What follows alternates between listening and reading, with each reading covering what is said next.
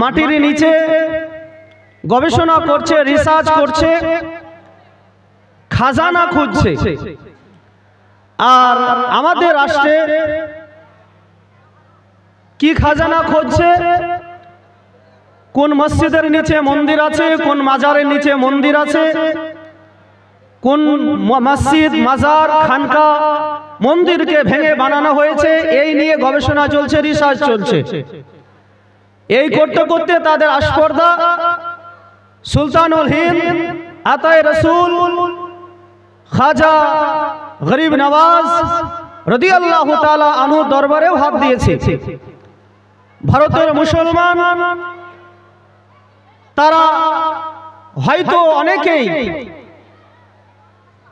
ভয় করছে যে আজকে আমাদের রাজা আমাদের খাজা থেকে আমাদেরকে আলাদা করে দেবে।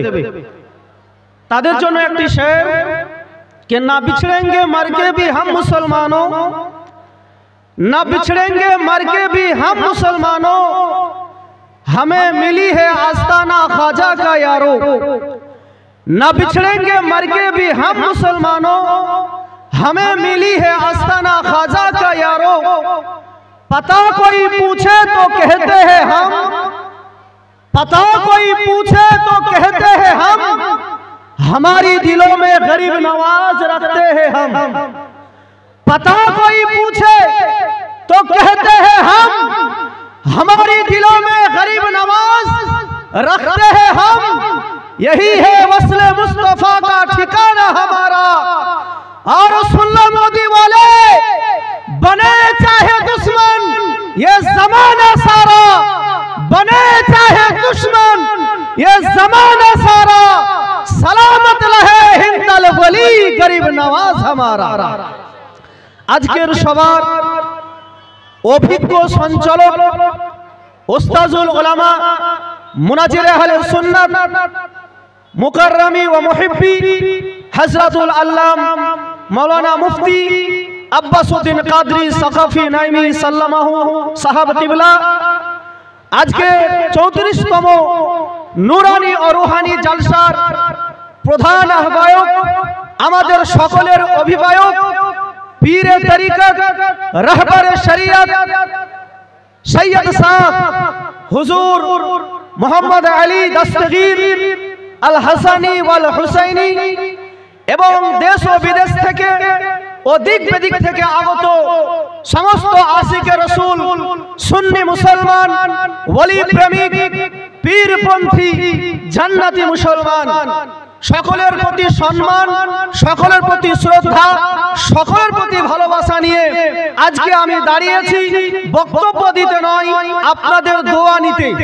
কারণ এই স্টেজ, এই মজলিস, এই মাহফিল মুআজ্জাজ সামাইনে কিরাম যেমন তেমন মজলিস নয়, মহান আল্লাহ তাআলার সুবহানাল্লাহ জান্নাতের মধ্যে ওই জান্নাতেরই এক টুকরা, বলুন সুবহানাল্লাহ।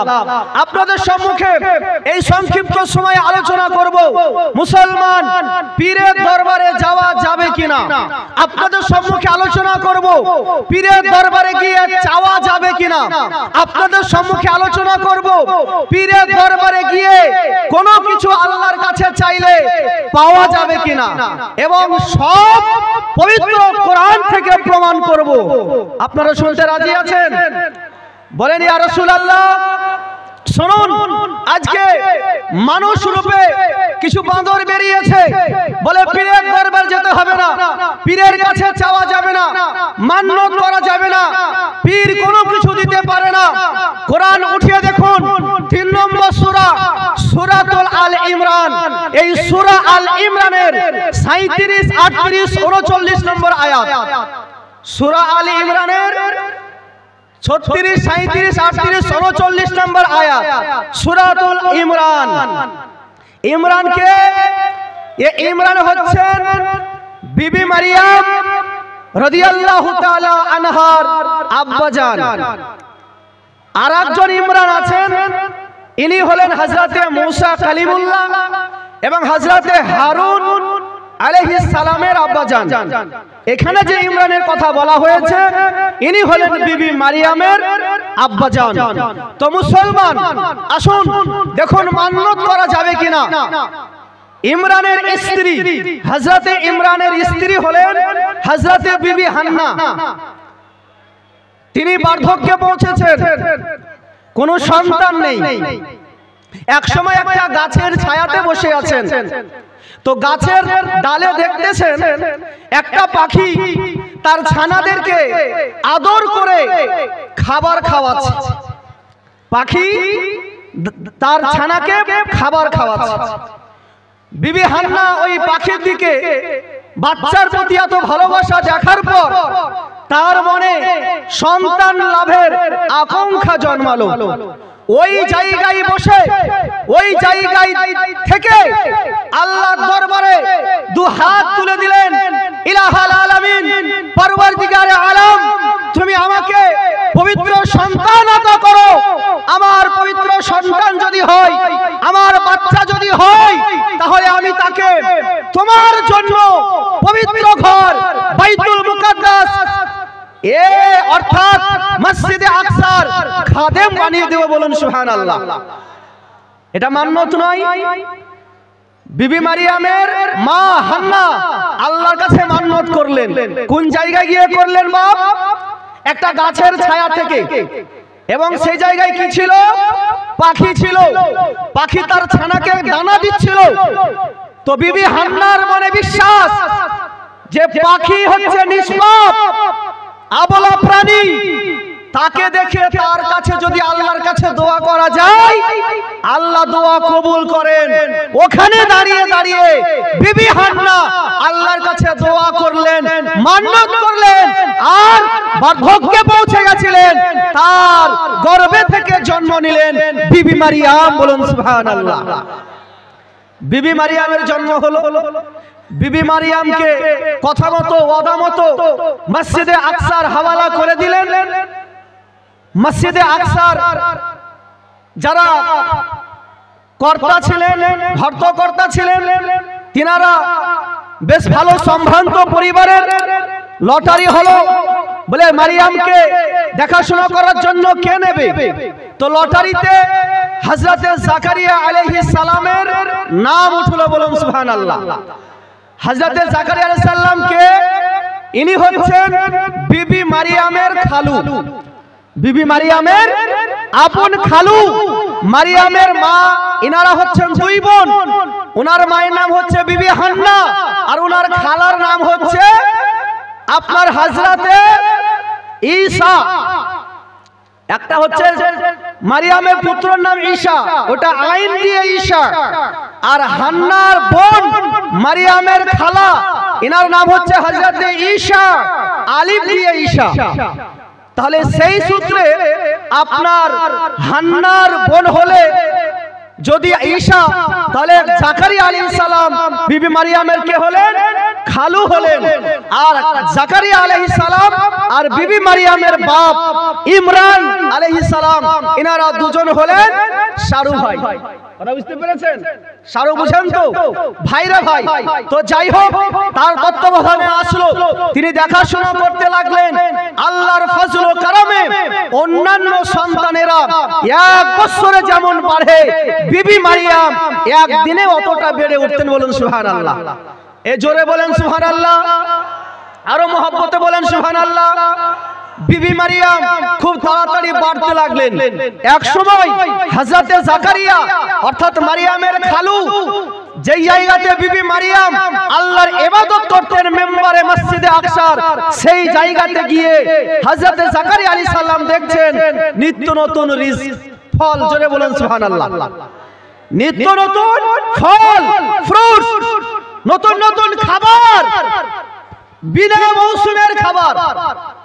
এখন শীতের সময়, এই সময়তে যে ফল পাওয়া যায় গ্রীষ্মের সময় পাওয়া যায় না।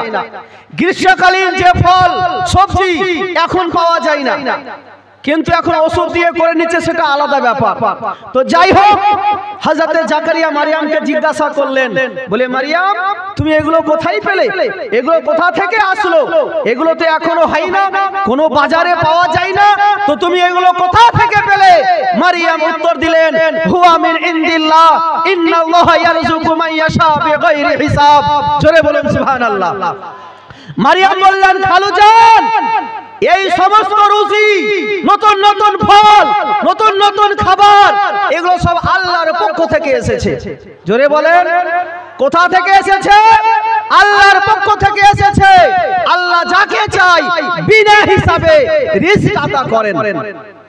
হযরতে জাকারিয়া আলাইহিস সালাম কি ছিলেন? নবী ছিলেন।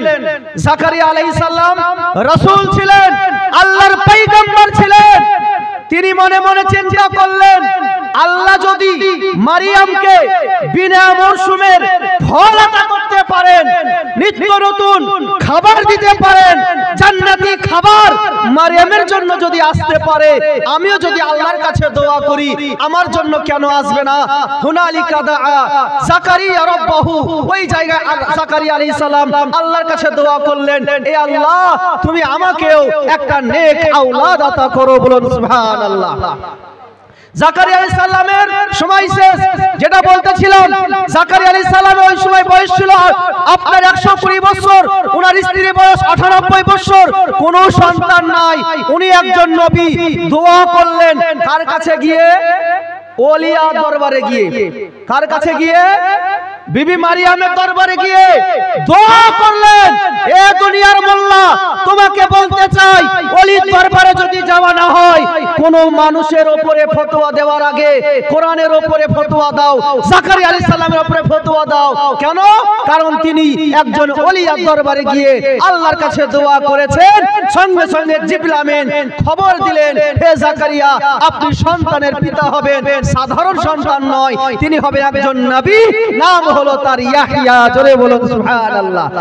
निगाहे बोली में वो तासीर देखी, बदलते हुई हजारों की तकदीर देखी। कुरान অনুযায়ী বোঝা গেল আল্লাহর ওলি দরবারে যাওয়া জায়েজ আছে। কোরআনের অনুযায়ী বোঝা গেল ওলির দরবারে মান্নত করা জায়েজ আছে। কোরআন দ্বারা প্রমাণিত ওলির দরবারে কোনো কিছু চাইলে পাওয়া যায়, পাওয়া যায়, পাওয়া যায়।